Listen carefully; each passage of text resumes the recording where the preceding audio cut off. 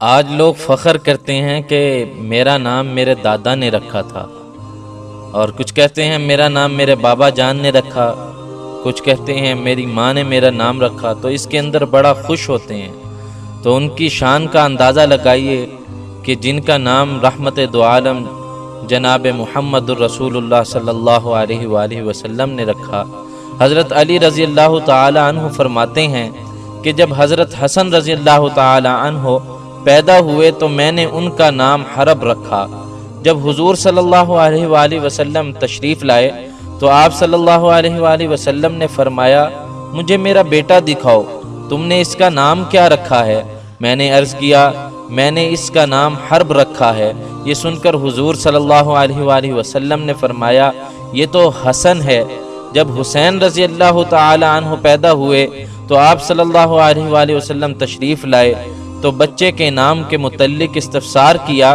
میں نے عرض کیا، میں نے اس کا نام حرب رکھا ہے۔ اس پر حضور صلی اللہ علیہ وآلہ وسلم نے ارشاد فرمایا، یہ تو حسین ہے۔ جب تیسرا لڑکا پیدا ہوا تو میں نے اس کا نام بھی حرب رکھا۔ حضور صلی اللہ علیہ وآلہ وسلم تشریف لائے اور بچہ کا نام دریافت کیا تو میں پھر یہی عرض کرنے لگا، یا رسول اللہ، میں نے اس کا نام حرب رکھا ہے۔ چنانچہ حضور انور صلی اللہ علیہ وآلہ وسلم نے ارشاد فرمایا، یہ تو محسن ہے۔ پھر فرمایا، میں نے ان تینوں بچوں کے نام حضرت ہارون علیہ السلام کے بیٹوں کے نام شبر، شبیر اور مشبر کے ناموں کے مطابق رکھے ہیں۔